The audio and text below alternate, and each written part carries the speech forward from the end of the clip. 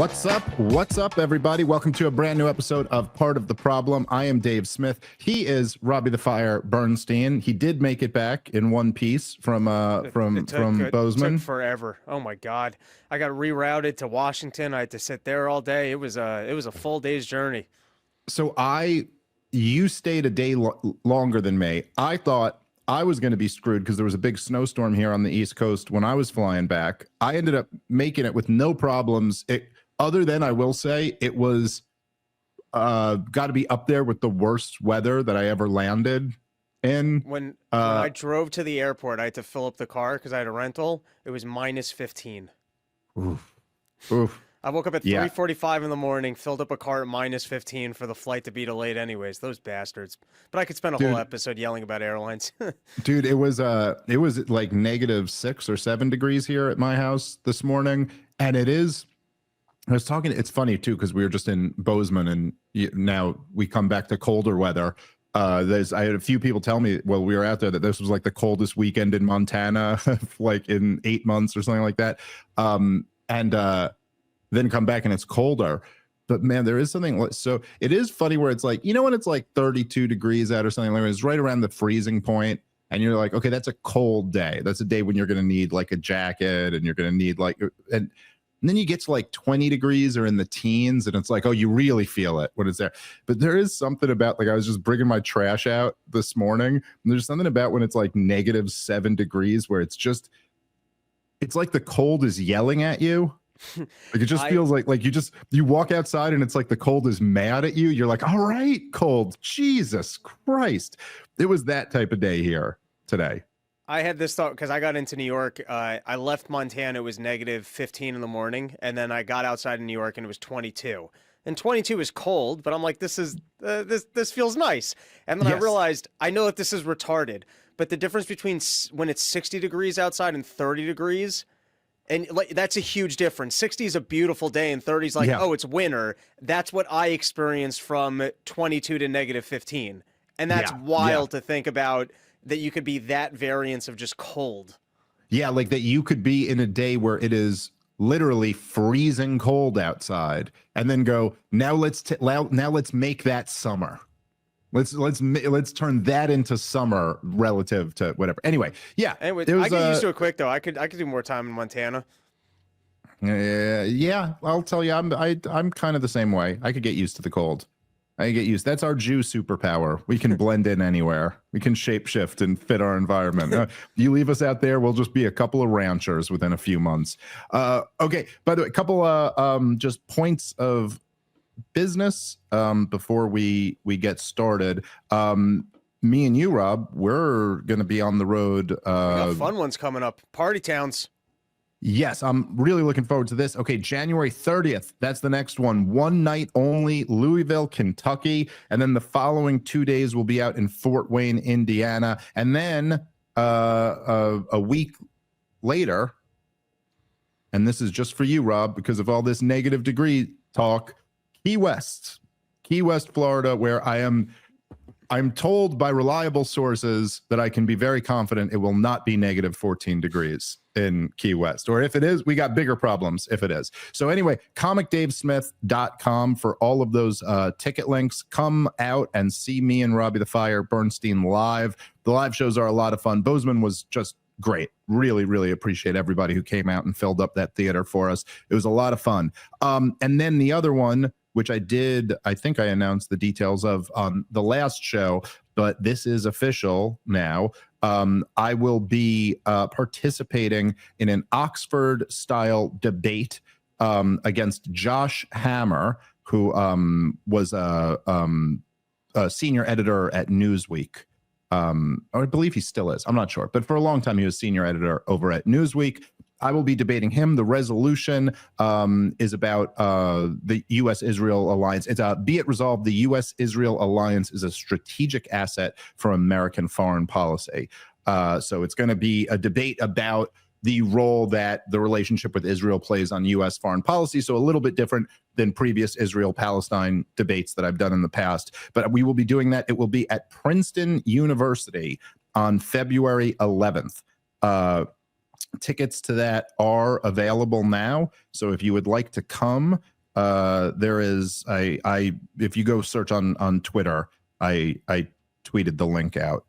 So yeah, anyway, looking forward to that. I know people really enjoy the debates, so I think people will enjoy this one. And it's thank you to I'm sorry, I should say the Steamboat Institute is the ones who are putting on the debate. So thanks to those guys.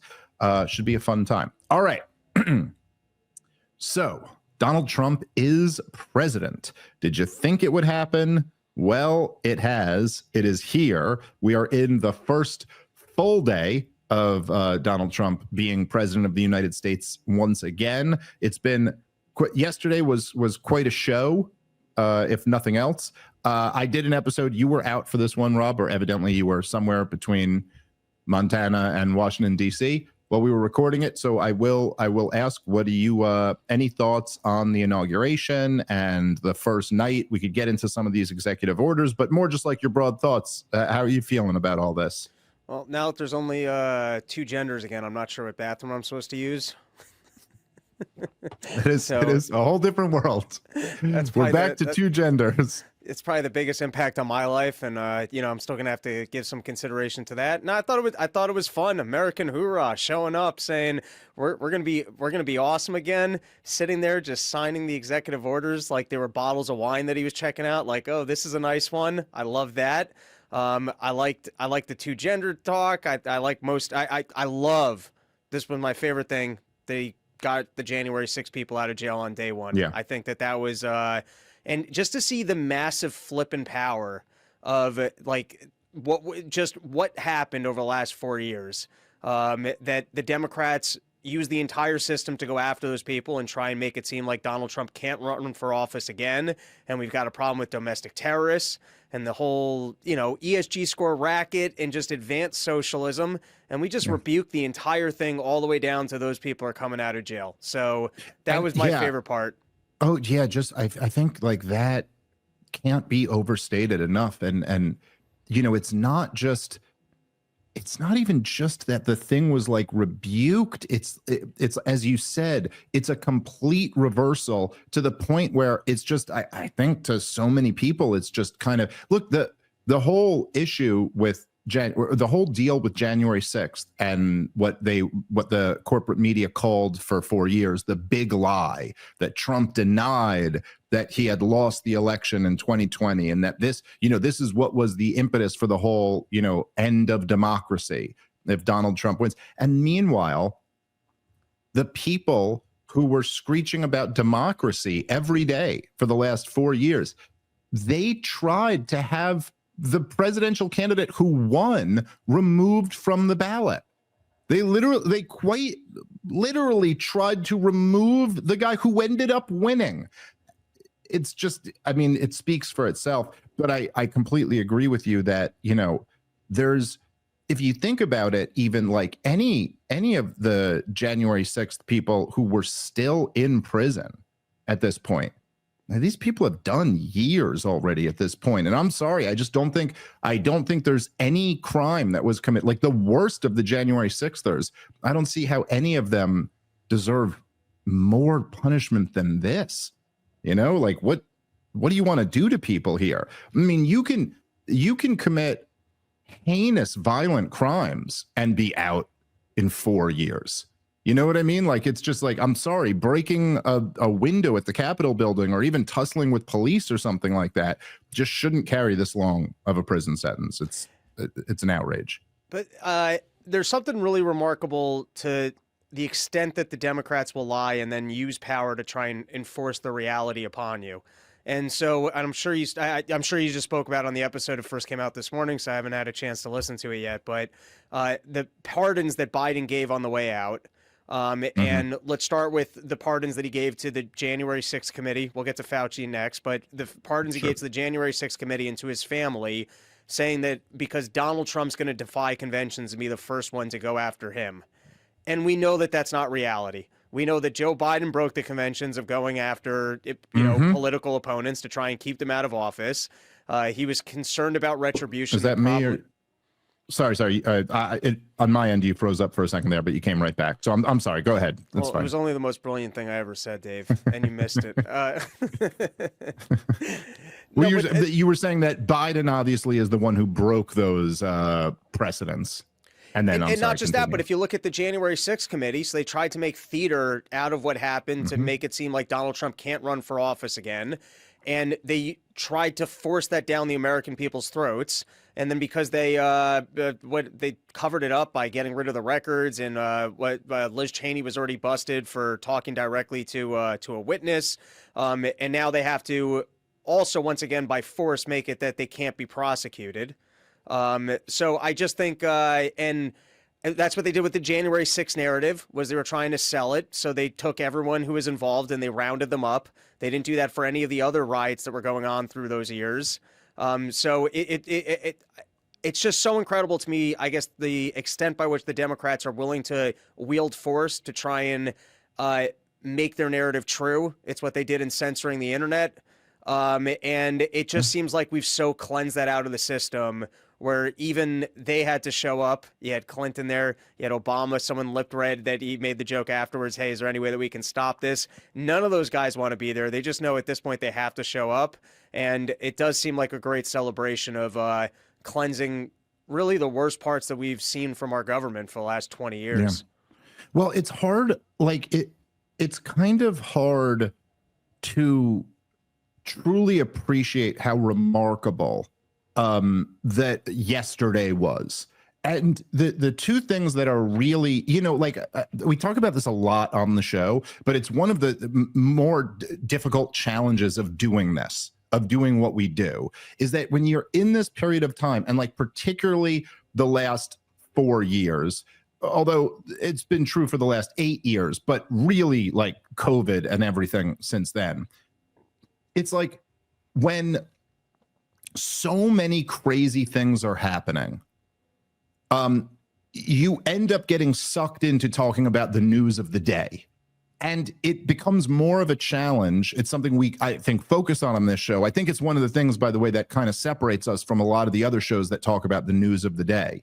But you try, when it makes sense, to like, zoom out and put things in the proper context and go like, hey, what's the bigger picture here? And like, even when things are really crazy all the time, one thing could be so crazy that you're like, whoa, this is really quite a line that we've just crossed. But applying that to yesterday. So yesterday starts early in the morning. Joe Biden has all these pardons. And then Donald Trump, the day ends with Donald Trump, signing all of these executive orders and pardons. And if you just try to zoom out for a second and think about this, okay? Number one, Joe, while it's true that since the elections in November, the rhetoric against Donald Trump has kind of dried up. And while you have some people who are still saying loony things and, like some of this still continues, but for the most part, like he's not being called a Nazi every day. Everyone's acting as if democracy isn't over. They're assuming there's going to be more elections in the future. That bluff has kind of been called. On our last episode together, Rob, where we talked about Joe Biden's farewell address, this was one of the points we made a lot, that there's this weird contradiction between like everything you just said and now sitting here saying the country's in a great place and I did such a great job. There's this weird friction that kind of can't be ignored. But for Joe Biden, while he's saying all that kind of nice stuff, for him to issue these pardons, obviously me and you could look at this and say, well, clearly these people all committed crimes and he's just trying to get ahead of, if the Trump administration should want to look into them. Now, that's still obviously the correct answer. But even if we were to like steel man Joe Biden's position, the most you could steel man it, what he's saying from his perspective would be that none of these people committed crimes. However, he can't trust that the new administration is not going to seize complete control of the Justice Department and evidently the court system and go after these people who are not criminal. Like, in other words, it's either an admission that they're guilty of crimes or it's an admission that you really do fear that some form of fascism has taken over. this country, right? Like that's the only other answer. I'm saying if we're going to be as charitable as we could possibly be to that argument, then that's what you're saying, okay? And so for the outgoing president to send that message, which again is the best case scenario for him. Now we could get into this argument a little bit because it's obviously the prior, not the latter, but like that would be the best that the establishment, you know, Democrats could argue, that the corporate media pundits, that's the best they could argue, is that no, none of these people are actually guilty of crimes, but Donald Trump is such a madman that he might try to imprison them anyway. And then you had Donald Trump in his inauguration speech saying that America has been liberated today. And all I'm saying here, forget what your politics or your views are, those are just like unprecedented things in the United States of America. That is truly a moment in American history. That doesn't happen. Like, lots of things happen in America. We got a lot of problems and we got a lot of things. Our government's done a lot of evil things. You know what I mean? Like but this is new. This is not something that ever happened in the United States of America. No presidents ever used the language like you're liberated. This is what we would talk about when like the communists fell, or like if a dictator was deposed in a third world country, that the people have been liberated. And so you have on both sides, you have Joe Biden implicitly saying that like, no, this guy is a fascist and will go after people even if they're not criminals. And then you have Biden essentially saying that you've been liberated from this oligarchy that's been running the country. Huh? Trump saying you've been liberated. Yes, excuse me. My mistake. Yes, Trump saying that you've been liberated from this oligarchy. That is in itself just, you know, whatever the quality is of me trying to have like an alarm that goes off when something is like, oh, zoom out and actually appreciate that this is a pretty big deal.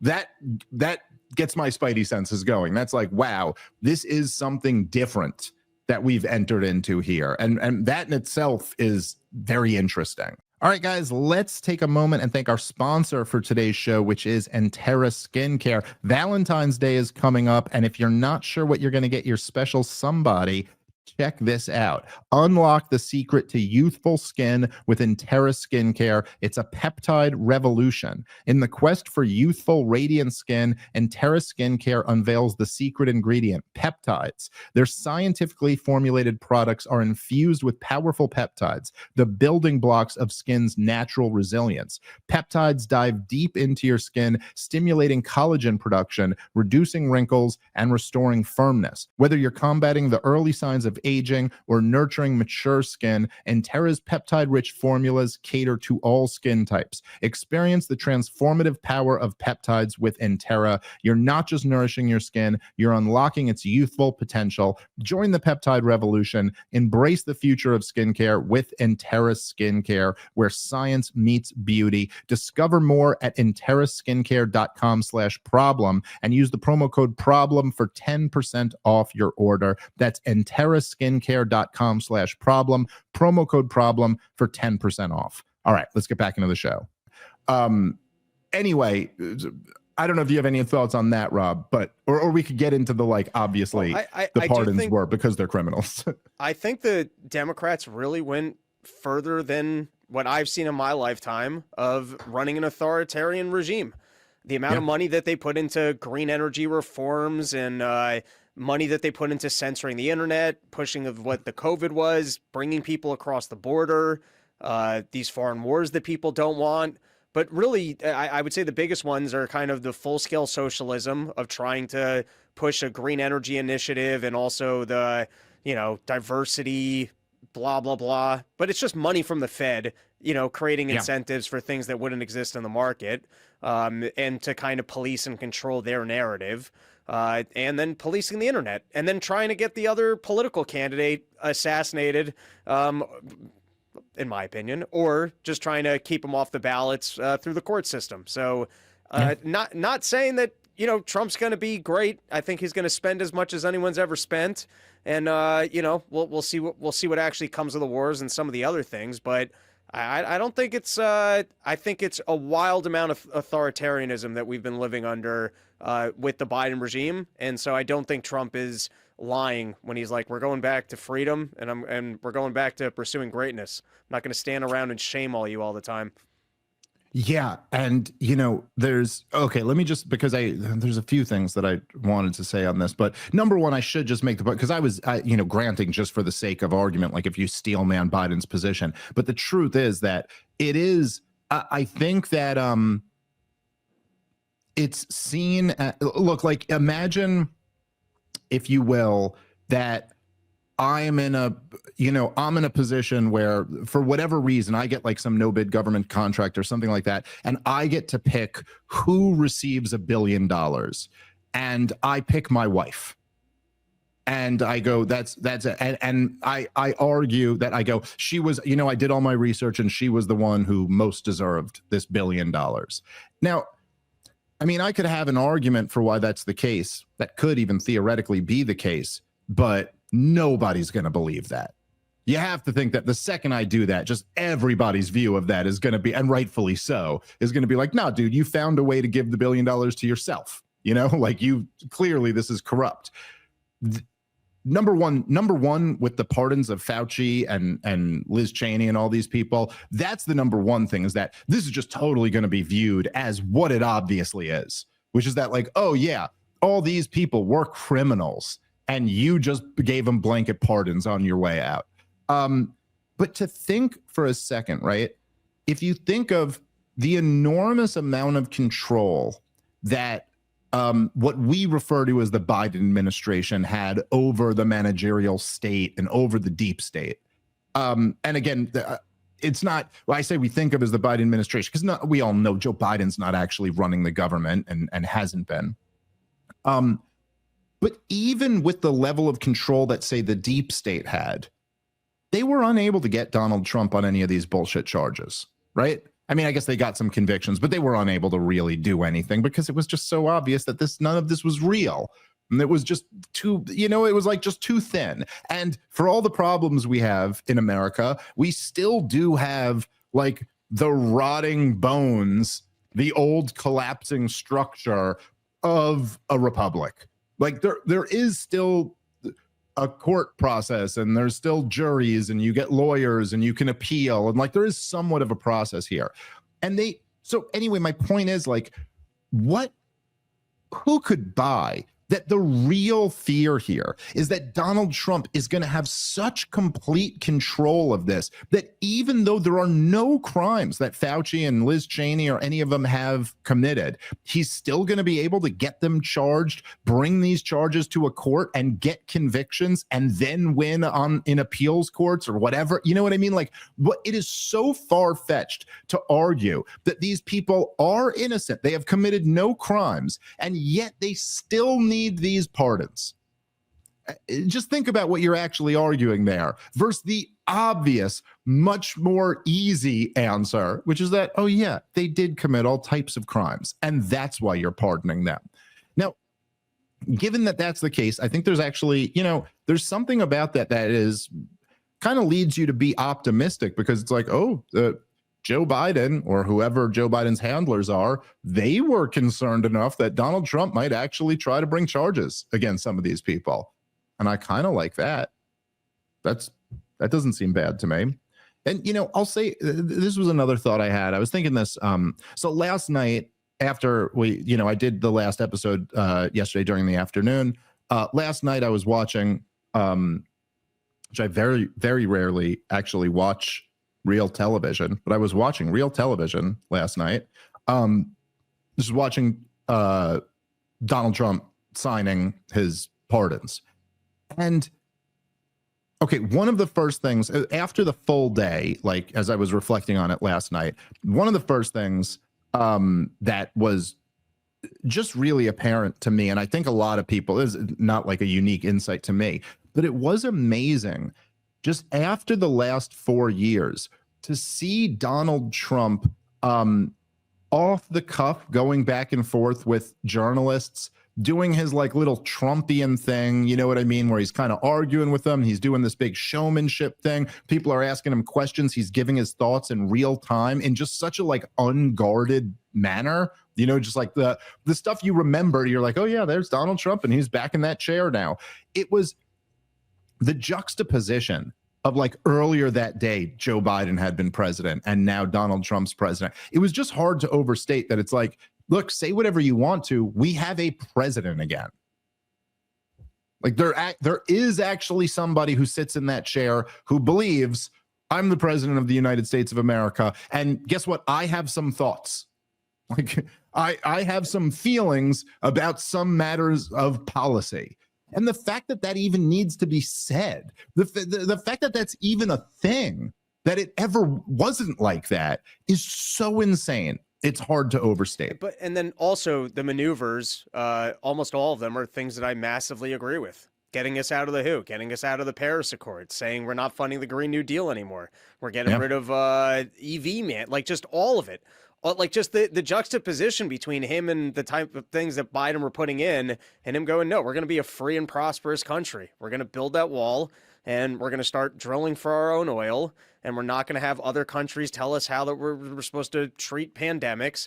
We're not going to participate in some phony UN thing for reducing carbon, which makes no sense if China's not involved. Yeah. So, you know, the first day maneuvers talk about, hey, I'm going to take the yoke off the Americans and we're going to be great and go for freedom. Like, it's not actually not lies. Like, we're so used to being told. Yes. Look, even the stupid stuff, right? Like, even the stuff that doesn't really do it for me, you know, renaming the Gulf of Mexico the Gulf of America, or something like that, which I don't really care for that. It's like calling it freedom fries. It's just what it's been called. Leave it alone. Yes. It's freedom fries. It's exactly what it is. I don't know. For people who don't remember, this was a really dumb thing that started in the George W. Bush Republican Party. I think it was actually Walter, what's his name, who came up with it. Anyway, but regardless, who ended up being wrong on the war and then being a really great guy about it afterward. But this was like right post 9/11. It was a big thing. We're not going to call them French fries anymore. We're going to call them freedom fries. You know, okay, it's like this, just I don't know. It's not my deal. I find it to be kind of dumb token symbol stuff. But I will say there is something about it that kind of, it jives with the broader point that you're making, that the symbol is like, hey, we're going to try to be great. And we're not going to sit here feeling guilty about everything.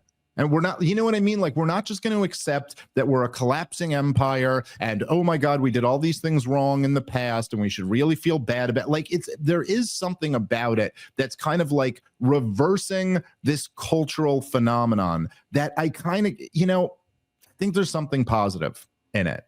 And I will, you know, I actually wanted to read this because there was Daryl Cooper, who's, of course, you guys, I'm sure all know, he's been on the show and is just a brilliant historian, and who kicked up a whole lot. He had quite a little controversy this last year. I also just love how now Daryl's doing his full series on World War II. It's just so funny to me. Like there's this controversy over it, and he's like, okay, all right, well, here comes 30 hours on it.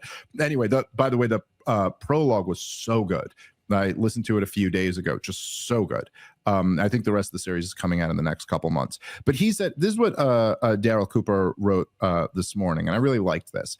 And he said, there is nothing more toxic in politics than someone who reflexively counter-signals their own side whenever people become optimistic. They're divisive agitators, making a statement less about practical politics than about their own personality. Just really liked that. And I think you see a lot of that around. Certainly an issue within the libertarian world. And, you know, that was another thought that I had all day yesterday. And I think it's something that you've kind of touched on here, that there's just kind of this feeling of like, we're back and this is great and there are possibilities and maybe like things will be much better for this country going forward. Now, we don't know for sure that that is going to come to fruition, but there is something important about allowing people to have that. Like, hope is a very important thing. So I remember I remember I Better talked than about this taking with, my speech and telling me that it's for the soul of America. yeah, really, you know?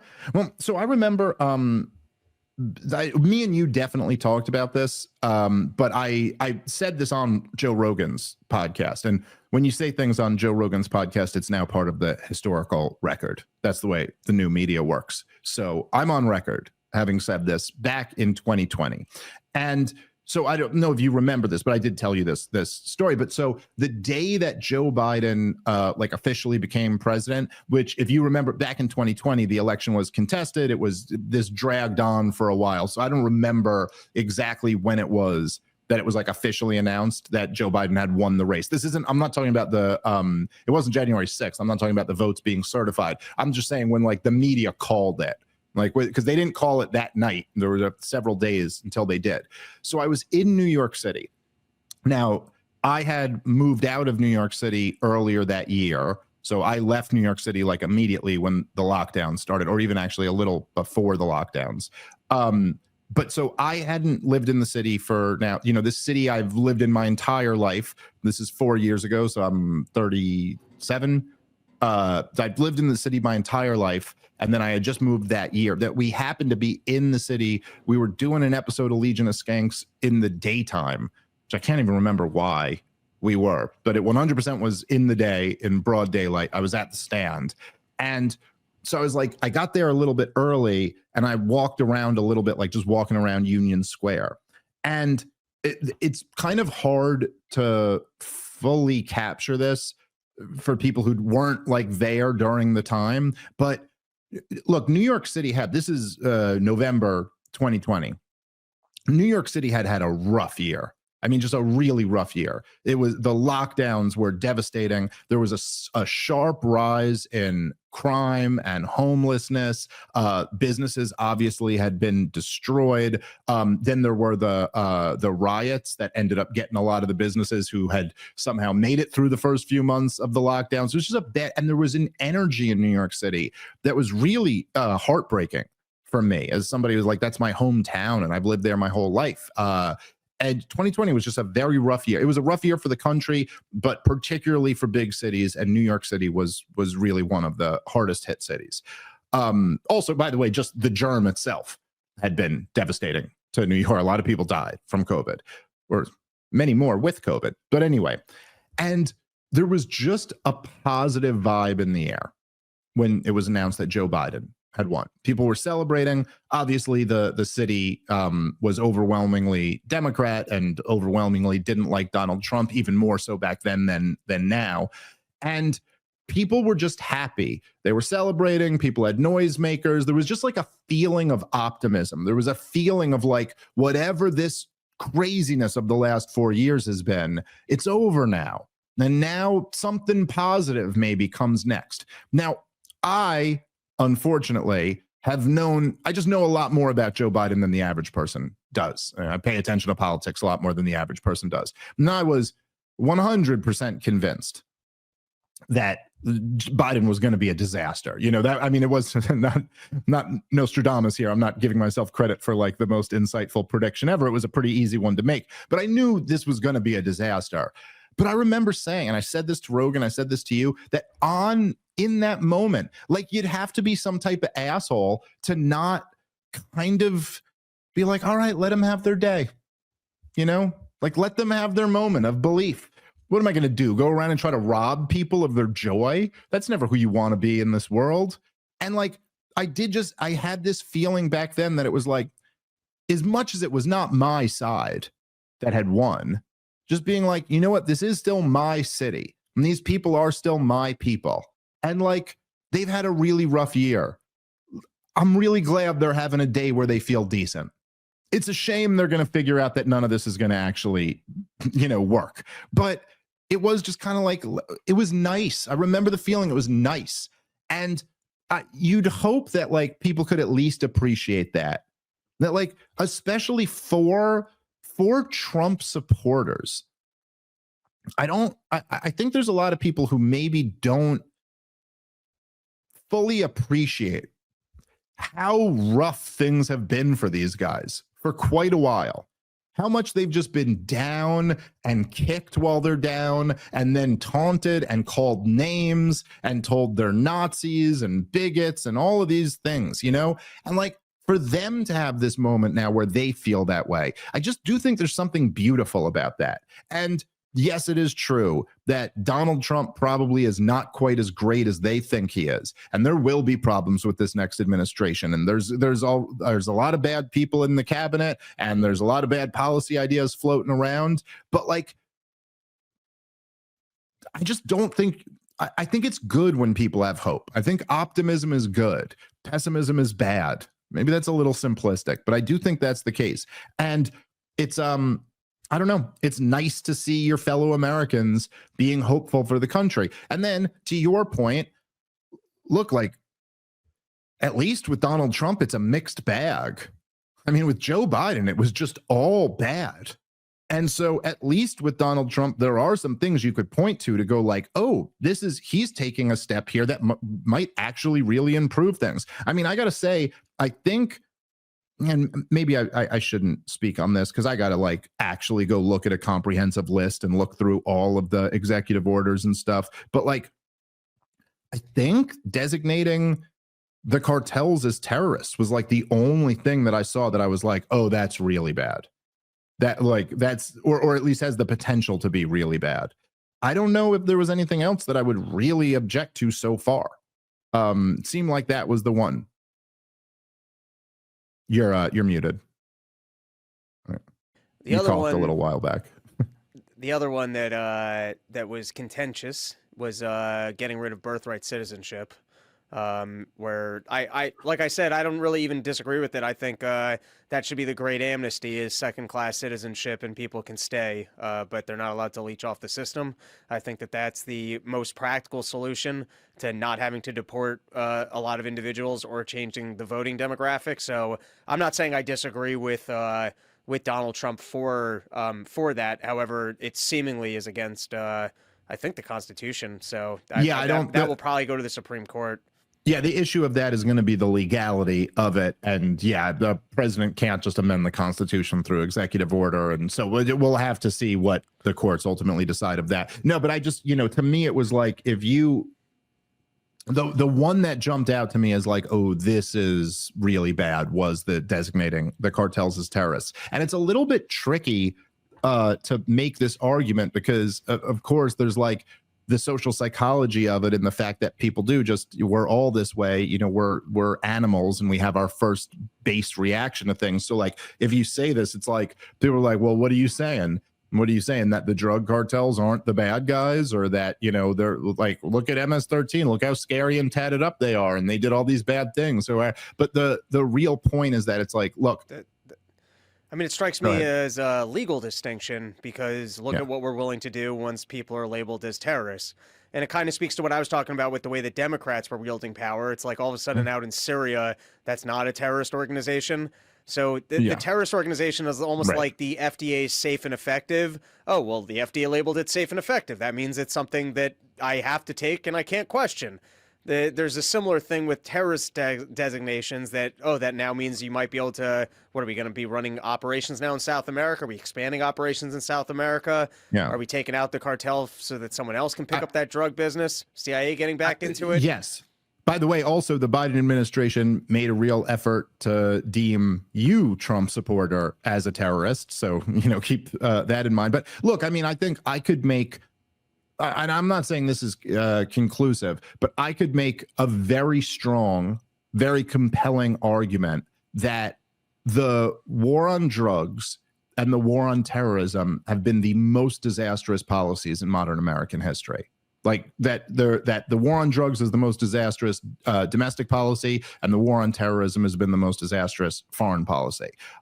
There's a strong argument to both of those, and the amount of people who have been, with the war on terrorism, obviously the amount of people who have been killed, and the amount of countries that have been destroyed, and the amount of money that it's cost us, and with the war on drugs, I mean, you have, what is it? I mean, I think it started in the early 70s under Richard Nixon.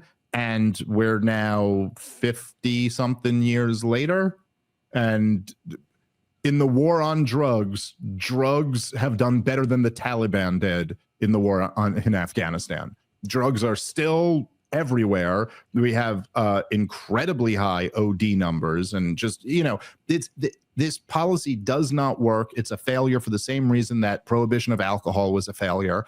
The prospect of combining those two policies, essentially, with saying that we're going to have a war on terrorism on drugs, it has the potential to just be an unmitigated disaster. And so that's something that I think is worth pointing out. Now, again, the devil's going to be in the details, what actually is done after this, but that would be the one that jumps out to me as like particularly troubling.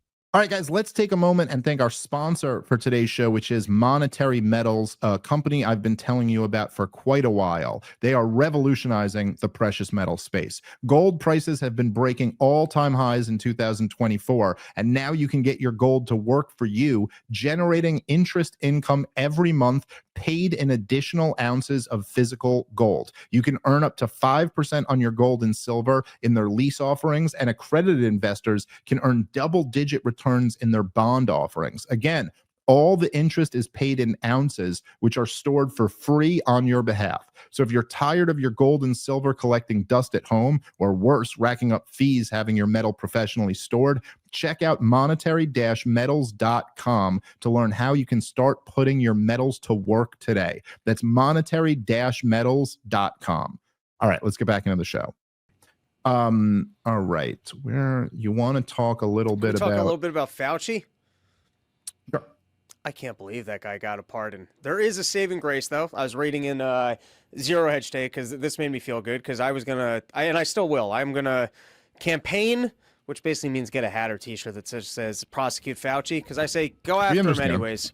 Get after him anyways. Don't let the guy off the hook. The American people need to be educated about what took place during the COVID regime, and they need to be fearful of government power and not just giving it over to the government, because they need the education that they were lied to and that it probably was criminal. And so even if Fauci's not going to go to jail or, be held accountable in other ways, prosecute him, let the story out there. I think it's a cleansing and people need to know it. Apparently, I guess, though, now they can bring him in front of Congress and the Senate again and give him a hard time. And they can even ask him questions such as, the last times you were here, were you lying to us? And if he were to say things like no, now he could be guilty of a new crime that he can be prosecuted for. So there's some crafty legal maneuvering that can be done. Because he could, by the way, what's interesting about that, right, is that if they were to get him to testify before Congress again, and they asked him if he had lied last time he's there, he could say yes and face no prosecution for that. So he could now admit that he lied to Congress, right? But if he says no, then this is after the pardon and it's a new crime. So he's not pardoned for future crimes. And so it would lead you in this situation where either he would at least be open again to prosecution for the same crime of lying to Congress, or he would have to admit that he lied to Congress, which in some ways might be more valuable than getting a conviction. You know what I mean? Like in some, I said yesterday on the show, I know you didn't have a chance to listen to it because the show just came out a few hours before we're recording this one. But I did say, I kind of think this is a good thing. Like on net, I'm kind of glad that Biden pardoned all these people, because the truth is that even me and you might have some feelings of optimism or cautious optimism about like maybe Trump can get some good things done.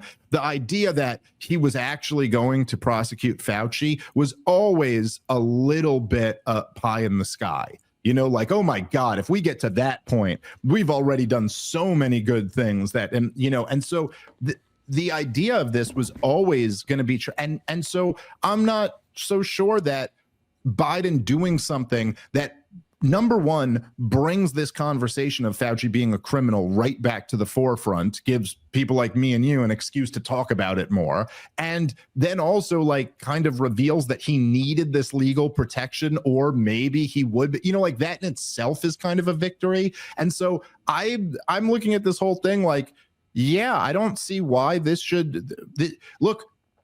The important thing is not that an old man Anthony Fauci, who already got away with it, you know, like even if you get him now, this is like Harvey Weinstein or Bill Cosby or something like that. They already got away with it.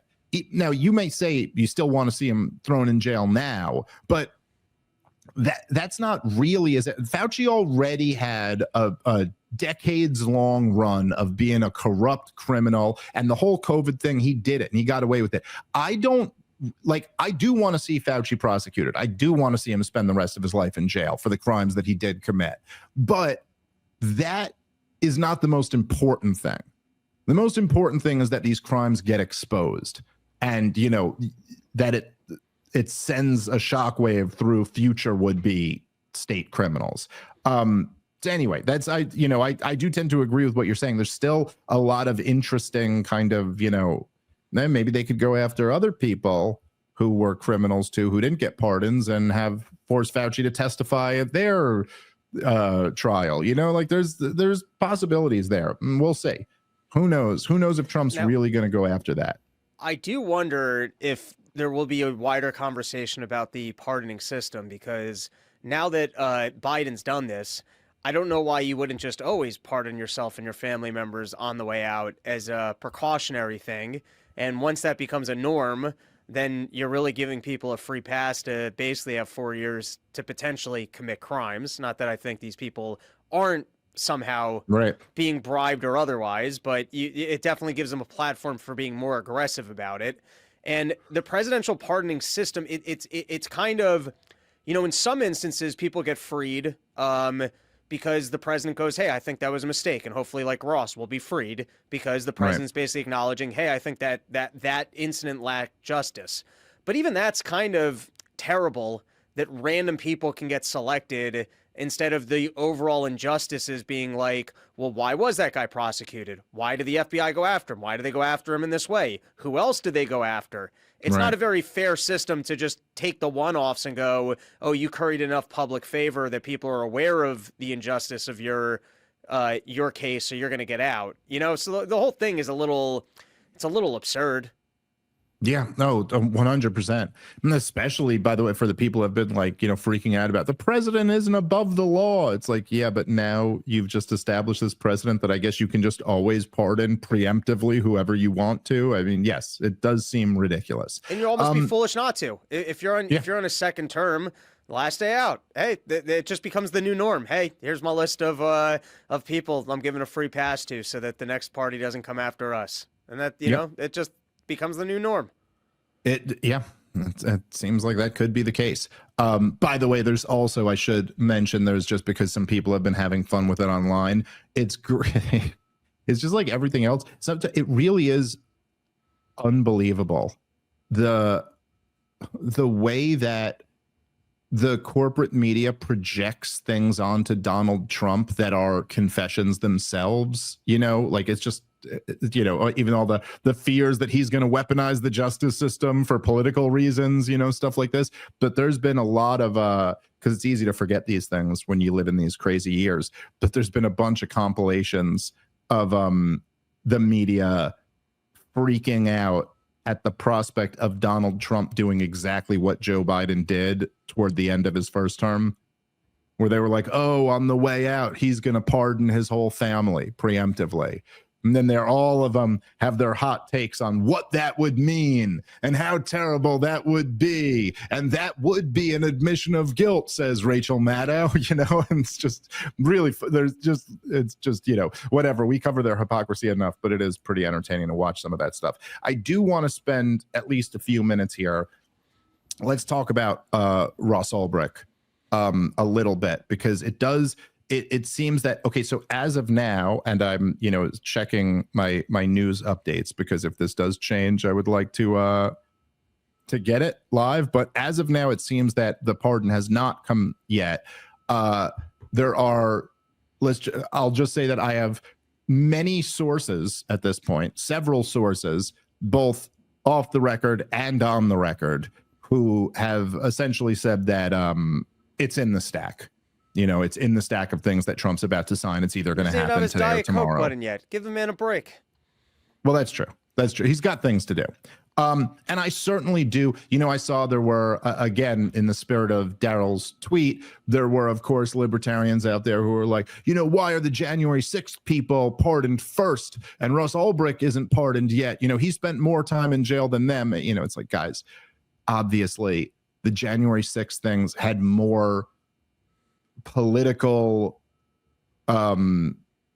significance in terms of a signal for Donald Trump to come in and do. This was a giant, you know, on top of being justice, it was also a giant middle finger to the entire corporate media and the political establishment. So that, you know, I'll just say that it does seem right now, you know, Elon Musk tweeted that he's going to be freed. Roger Stone confirmed that his name is in the stack that Donald Trump is just in the middle of getting to. So, and also, by the way, on I know on the betting markets, it's like 95% that he's getting freed. So I will say this just, you know, with the disclaimer that this obviously has not happened yet, and nothing is official in Washington, D.C. until it's official. So that disclaimer out there, it looks very likely like Russ Ulbricht is going to be freed today or tomorrow.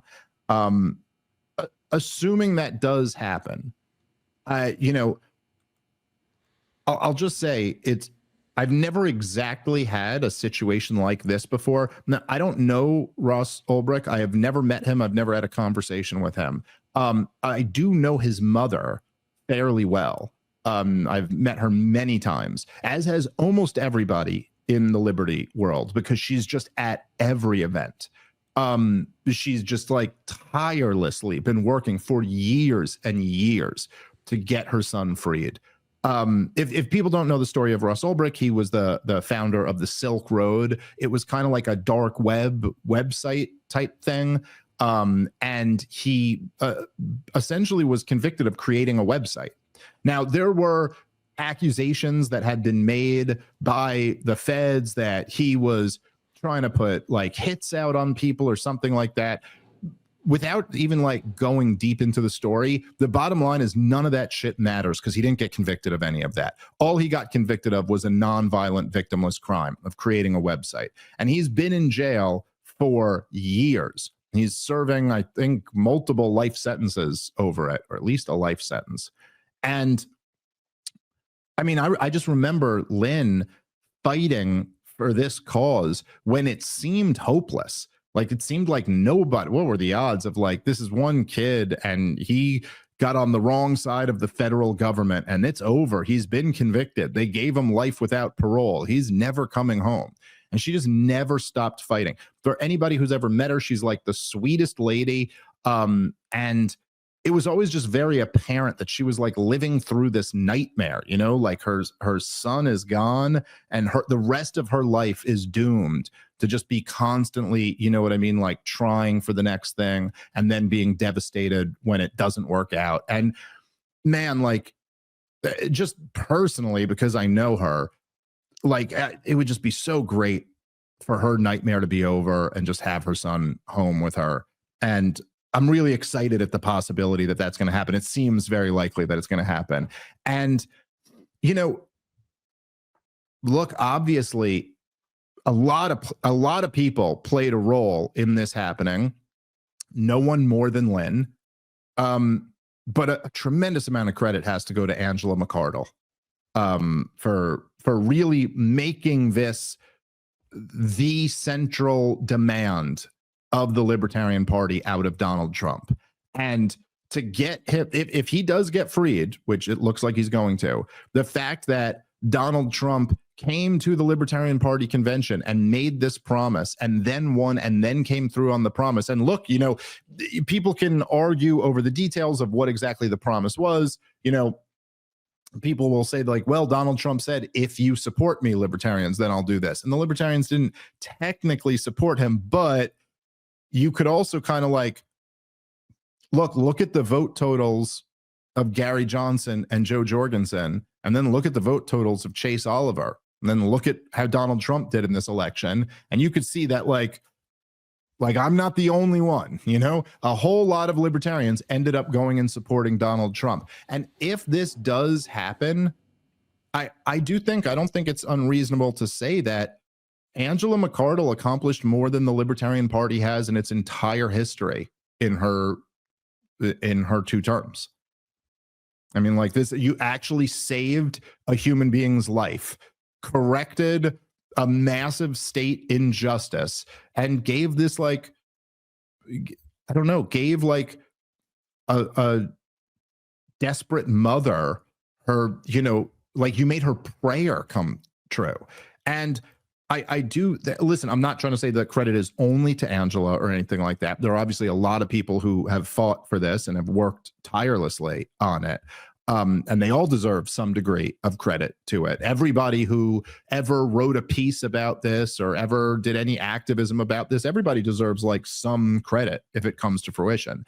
But I will say that particularly, you know, to the people who were involved in the whole Mises Caucus effort to take over the Libertarian Party, look, I'm not saying like everything didn't work out exactly the way that we thought it would or exactly the way we planned it out. But I do think that that is more than enough to say that like your effort in that was worth it. I mean, like this effort led to something and something tangible. And it's not as if Russ Ulbricht is the only tangible thing. I mean, I think that this is, you know, we have, you know, people say they want to kind of, I've heard some of the libertarians who were more critical of this strategy of supporting Donald Trump and trying to get concessions out of him or assurances out of him. And they'll point to things that maybe he didn't come through on. You know, he did say he was going to put a libertarian in his cabinet. Now, Trump supporters could argue he said that if the libertarians nominate him and support him, he'll put a libertarian in his cabinet. Okay, he didn't put a libertarian in his cabinet. Now, people will claim Bobby Kennedy is a lifetime member of the Libertarian Party, so he could be the libertarian, but other people will say, well, he's not really a libertarian. He just joined the party recently. Obviously, I'm not going to argue about that. No, Bobby Kennedy is not a 100%er libertarian. At the same time, it's like, I don't think any of us, I certainly never said it. I don't think you could find Angela McArdle ever saying, we got to support Donald Trump because we know he will come through with 100% of the things he promised if we gave him the nomination, even though we didn't give him the nomination. That was never really the argument. The argument was like, at least we're getting something. At least we're getting some assurances that there is the potential there for something positive to happen. And also, is I'm sure many of you guys know my attitude. It's like, I don't even really, you know, like, okay, he doesn't have a libertarian in his cabinet. Jay Bhattacharya has Fauci's old job. Okay. So like, I don't know what you want to say here. Like, I don't really care. That's so much more important to me than whether someone identifies themselves as a libertarian. I'd rather Jay Bhattacharya be in charge of the NIH than Chase Oliver have any position in there, because I can't even trust that Chase Oliver will have the courage to actually stand up for his stated principles when there's a little bit of pressure. Though. Yeah, right. There you go. That might be more like what we'd get done. Jay Bhattacharya wrote the foreword for Tom Woods' magnificent book on COVID. So, hey, libertarians, you know our best libertarian who wrote the most important book on the most important issue? This is the guy who wrote the foreword for that book, is now in charge of the National Institute of Health. So, again, like, forget that stuff. But if we do, we've already collected some wins. And if we collect more wins, or even just say we get the ones we got now and we get Russ Ulbricht freed, not only do I think that that justifies the entire Mises Caucus, the entire project, and all the effort that so many people put in to make this happen, because Angela McArdle simply does not become chair without us putting her in as chair, and nobody else was going to do this other than Angela McArdle. And so not only do I think it justifies the entire thing, but I think it also, it leads to a compelling case for what the Libertarian Party ought to be used for going forward. And it leaves members of the Libertarian Party with a very clear choice in front of them. You know, like, this is something that it was a very unique thing that I think you could make a very strong argument that even as a Republican, you probably couldn't have gotten these guarantees out of Donald Trump, because having the Libertarian Party represented like a whole separate voting bloc that he wanted to pull over to get behind him. And going forward in the Libertarian Party, I think that it's like, hey, what do you guys want to do? Do you want to kind of see this model that results in tangible wins for liberty? Or do you want to go back to kind of like impotently virtue signaling, consistently losing, and seeing no improvement in real life? Now, don't get me wrong. As I've always said, I really haven't changed my mind from where I was a few years ago. If you've got some amazing presidential candidate or something like that who you think it's more important that this person's going to wake up millions of people and spread a message and it's going to lead to local victories and all these things, there's an argument that that's the direction you should go when you have that person. If you don't have that person, it's just a waste of resources and time and effort. And I think that the blueprint that Angela McArdle has kind of laid out is the way to go going forward with the Libertarian Party. But look, obviously, first and foremost, it's going to be, you know, just like my first thought is just like, oh, how great that would be for Lynn, you know, like, and it'd be amazing for her to have her son home. But then I do think that, like, you know, again, assuming that this happens, which I think it's going to happen today, but assuming it happens today or tomorrow, that's something that kind of has to be examined. For the first time in the Libertarian Party's history, they did something kind of incredible. They were like able to like get something they wanted done from the President of the United States of America. That is something that libertarians simply, that type of effect, that type of victory is simply something that libertarians cannot afford to not examine and think very seriously about and go like, wow, we punched a bit above our weight here. We were able to actually make something happen. All right. Now, I'm not saying you just run that back and do it exactly the same. It's like, hey, maybe we should think about what's our next target going to be? What's the best way to, you know, ensure that? But this is something that can be recreated, can be tweaked, augmented, and could perhaps really deliver even bigger victories in the future. So that's something, that's an interesting conversation. I'll be interested to be talking to like Michael Heiss and Angela McArdle about this in the coming days, because I do just think that this really has the potential to shake up the way third parties are viewed, and the way third parties are used in America, which is a pretty damn important thing. All right. I guess that's all. Anything else you want to add there, Robbie? Looking forward to some Trump round 2 action. We're off to a good start here. Yeah. It's gonna be an exciting week, and there's no question that Donald Trump seems to really want to demonstrate that there's a difference between like the energy level of Joe Biden and Donald Trump, which, I mean, okay, I guess that's not that hard to demonstrate, but you know what I'm saying. And he seems to, I think Donald Trump, if nothing else, he really understands marketing, and he really understands like that there's been a vibe shift in America. And you could see he's capitalizing on that. He wants to get a lot of stuff done right now. And so I think this is going to be an interesting start to this term. All right. We will be back tomorrow with a brand new episode. Thank you guys for listening. Catch you next time. ComicDaveSmith.com for all our ticket links for road dates. RobbieTheFire.com. Run Your Mouth podcast. Make sure you go check out Rob's other fantastic podcast. And we'll see you guys tomorrow. Peace.